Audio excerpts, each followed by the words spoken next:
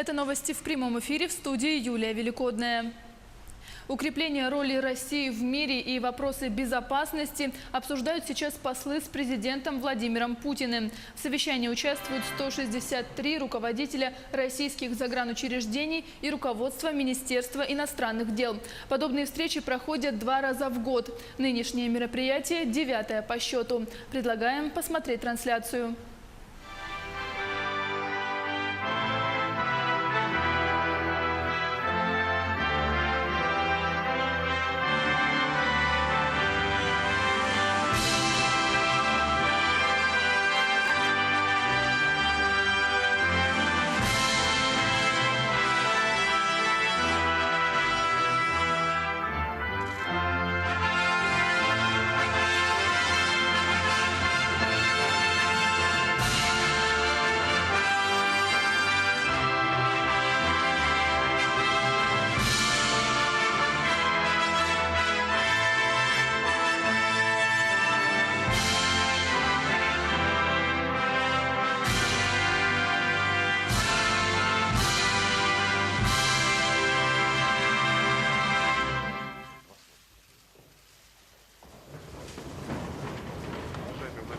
Коллеги, я хотел бы выразить искреннюю признательность президенту Российской Федерации Владимиру Владимировичу Путину за неизменное внимание к дипломатической службе, как с точки зрения содержательного наполнения наших действий, оценки этих действий, так и в том, что касается социальной защищенности дипломатов и решения тех вопросов, которые для этого необходимы.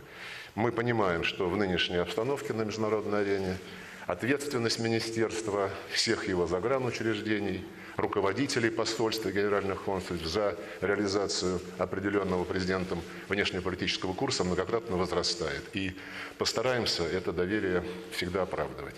И хотел бы также поприветствовать наших коллег из администрации президента, правительства, федерального собрания. Только объединенными усилиями мы сможем продвигаться по пути, который определил президент, обеспечивая интересы России на международной арене, обеспечивая максимально благоприятные внешние условия для развития нашей страны. Сейчас я хотел бы предоставить слово Владимиру Владимировичу Путину.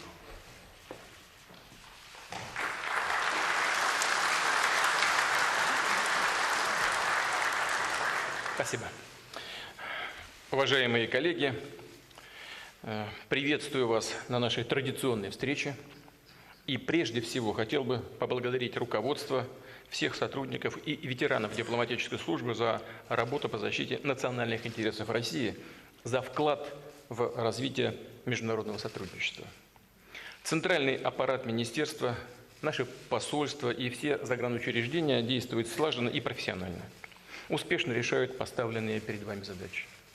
В условиях динамичной, насыщенной событиями ситуации в мире Россия последовательно проводит ответственный и самостоятельный внешнеполитический курс. Подчеркну, активное участие России в мировых делах продиктовано нашим главным национальным интересом. Это обеспечение максимально благоприятных, безопасных условий для прорывного развития страны. Для решения масштабных социальных, экономических задач, повышения качества жизни наших людей. Наши граждане хотят видеть Россию сильным, независимым, миролюбивым государством. И мы открыты к партнерским, взаимовыгодным, конструктивным отношениям со всеми странами и региональными объединениями. Россия, как постоянный член Совета Безопасности ООН, и впредь будет отстаивать зафиксированные в уставе этой организации основополагающие принципы: суверенитет и равенство государств, невмешательство в их внутренние дела, справедливое разрешение споров. Убеждены, что, следуя международному праву, работая на коллективных началах, мы можем решать самые сложные мировые проблемы. Наша линия на обеспечение глобальной безопасности и стабильности, противодействие новым вызовам, угрозам, безусловно, востребована в мире. Взгляды России на то, как и на каких основах должны базироваться современный миропорядок, разделяют наши союзники по ОДКБ, партнеры по СНГ, БРИКС, Шанхайской организации сотрудничества. Это, мы с вами понимаем, большая часть населения планеты. Именно исходя из наших принципиальных позиций мы действовали и будем действовать при разрешении острых региональных кризисов. В Сирии при решающей роли России нанесен сокрушительный удар по международному терроризму, по ИГИЛ и другим экстремистским группировкам. Это позволило сохранить сирийскую государственность, создать условия для восстановления экономики и возвращения беженцев. Хочу еще раз поблагодарить наших военнослужащих, которые мужественно, профессионально выполняли и выполняют свой долг. И, конечно, дипломатов, которые также активно и с полной отдачей действуют на сирийском направлении. При энергичных дипломатических усилиях России продвигается работа в рамках Астанинского процесса. Большим достижением стало проведение в начале года в Сочи Конгресса сирийского национального диалога, заслуживающего самого пристального внимания, изучения и поддержки. Это закладывает основы легитимности обновленной Сирии. Теперь на повестке дня формирование Конституционного комитета для подготовки конституционной реформы и последующего проведения выборов при содействии Организации Объединенных Наций.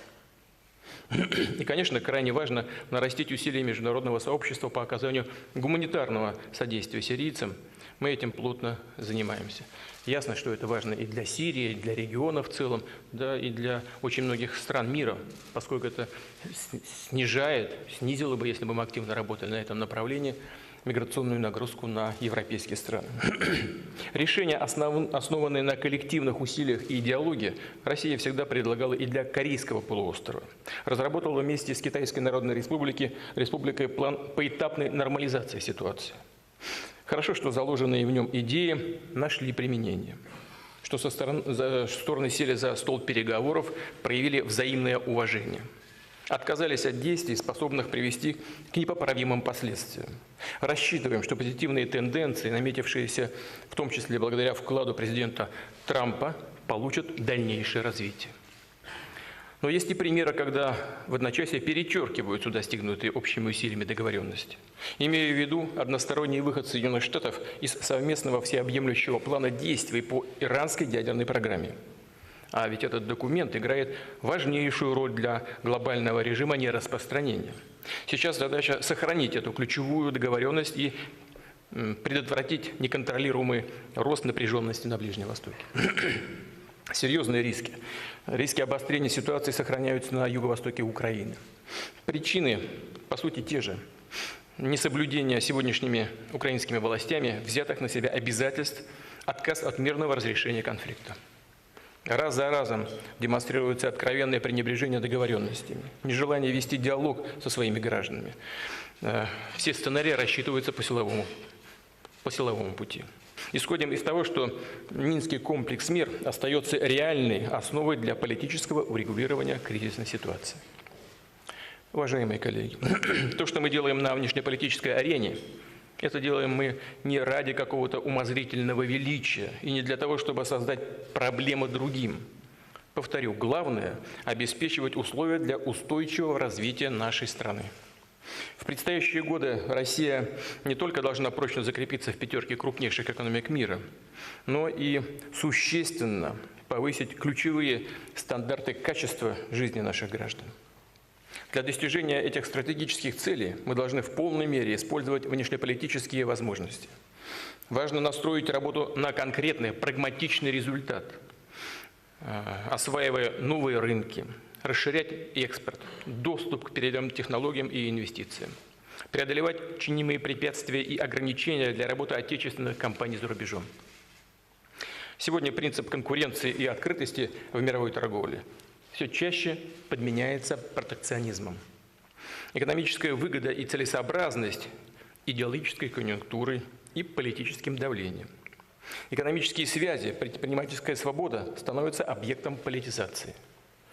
На этом фоне внешняя политика России, напротив, должна стать более экономически ориентированной и более рациональной. Особое значение имеет формирование пространства добрососедства, благополучия, безопасности и стабильности по всему периметру наших государственных границ. Ключевой интеграционный проект для России – это, конечно, Евразийский экономический союз. Отрадно, что партнеры реализуют наши приоритеты в Евразес вместе с нами, и мы действуем достаточно эффективно. Суть этих подходов – использовать возможности интеграции для стимулирования роста экономик всех стран-участниц, чтобы отдачу, практическую пользу от сотрудничества чувствовали граждане и бизнес. Также считаем важным наращивать внешние контакты Евразес. Уже сейчас действует зона свободной торговли с Вьетнамом, ведутся соответствующие переговоры с Израилем, Сербией, Сингапуром. В скором времени начнутся консультации с Египтом и Индией. Подписано временное соглашение, ведущее к образованию зоны свободной торговли с Ираном. А всего имеется около 50 предложений об установлении партнерских отношений с Евразийским экономическим союзом. Хорошие перспективы открывает совместная работа с Китаем, с которым Евразес в мае этого года заключил соглашение о торгово-экономическом сотрудничестве. Евразес и китайская инициатива «Один пояс, один путь» эффективно дополняют друг друга. Гармонизация этих проектов способна заложить фундамент для формирования большого евразийского партнерства, пространства экономической кооперации, максимально свободного от всяких барьеров. В такой логике нужно стремиться развивать отношения и с Евросоюзом, который, несмотря на нынешние трудности, остается одним из наших главных торговых партнеров. У нас с ЕС много пересекающихся экономических интересов. Десятилетиями складывалась и наша общая транспортная, энергетическая инфраструктура. Подчеркну, все те деловые проекты, которые мы реализуем с Европой, включая и, скажем, «Северный поток-2», носят исключительно коммерческий, экономически обоснованный характер. В них нет политической подоплеки и какого-либо двойного дна. Ключ к обеспечению безопасности и стабильности в Европе именно в том, чтобы расширять сотрудничество и восстанавливать доверие, а не в развертывании у российских границ новых баз и военной инфраструктуры НАТО, что сейчас и происходит. На подобные агрессивные шаги, которые представляют прямую угрозу России, будем реагировать соразмерно. Нашим коллегам, которые играют на обострение, стремятся включить, в том числе, скажем, Украину или Грузию, в военную орбиту Альянса, следовало подумать о возможных последствиях такой безответственной политики. Нужна другая, позитивная повестка, нацеленная на совместную работу, на поиск точек соприкосновения. Мы говорили об этом, конечно, и на встрече с президентом Соединенных Штатов, господином Трампом. При всей разнице взглядов мы сошлись во мнении, что российско-американские отношения находятся в крайне неудовлетворительном состоянии. По многим параметрам даже хуже, чем во времена Холодной войны. Конечно, было бы наивно полагать, что проблемы, копившиеся годами, будут решены за несколько часов. Но на это никто и не рассчитывал. Тем не менее, полагаю, что путь к этим позитивным изменениям все-таки начат. Важно, что наконец состоялась полноформатная встреча, позволяющая поговорить напрямую. И она была в целом успешной, привела к полезным договоренностям.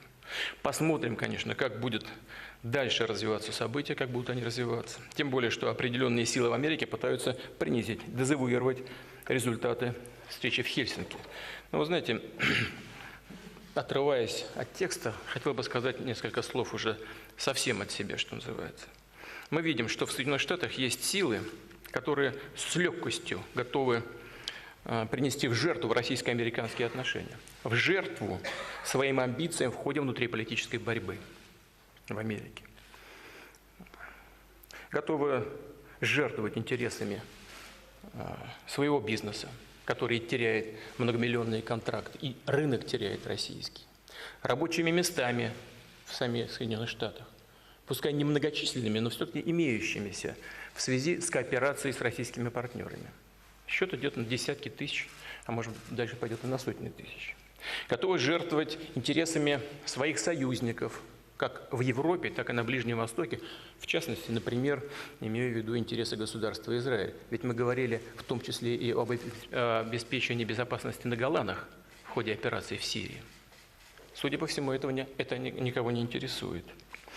Готовы жертвовать вопросами обеспечения своей собственной безопасности. Вот обращаю ваше внимание на то, что в 2021 году заканчивает действие договора СНВ-3. Так, по большому счету, мы могли бы жить и без него, даже еще несколько лет назад. Но все-таки сделали правильный шаг, пошли на заключение этого соглашения. И если сегодня, прямо сейчас, не будет начата работа по его продлению, пролонгации, то через 1,5 года он просто закончится. Его не будет. Я вот когда говорил об этих силах, да, вы знаете, это совершенно не вписывается в нашу с вами политическую философию. Потому что нас-то всегда и везде учили, что люди, работающие для государства, в интересах общества, прежде всего должны думать о фундаментальных этих интересах. И их всегда ставить выше. Но нет. В Соединенных Штатах мы видим, есть силы, которые свои групповые, узкопартийные интересы ставят выше общенациональных. Про таких людей у нас хорошо написали когда-то наши известные писатели-сатирики. Жалкие, ничтожные люди. Но это не так. В данном случае это не так. Это люди и не жалкие, и не ничтожные, а наоборот, довольно могущественные, сильные, если могут впаривать там, извините за моветон, своим гражданам, миллионам своих граждан различные трудно перевариваемые в нормальной логике истории. Но они могут это делать. Говорят они не для того, чтобы кого-то поругать или кого-то похвалить. Совсем нет. Говорю это для того, чтобы мы с вами учитывали это обстоятельство в ходе нашей практической работы на американском направлении.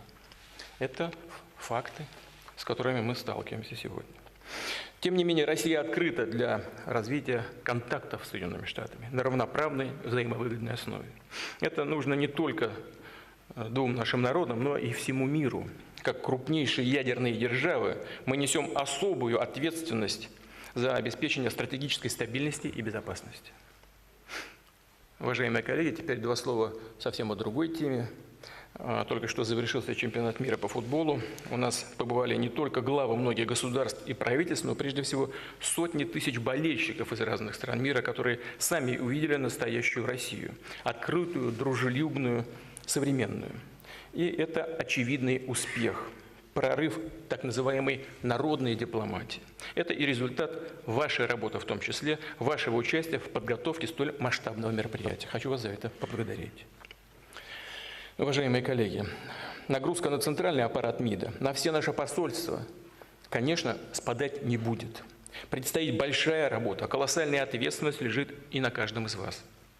Вы можете быть уверены, что руководство страны будет, как и прежде, делать все необходимое для материального обеспечения и повышения профессионального статуса дипломатов, для укрепления социальной защищенности сотрудников министерства.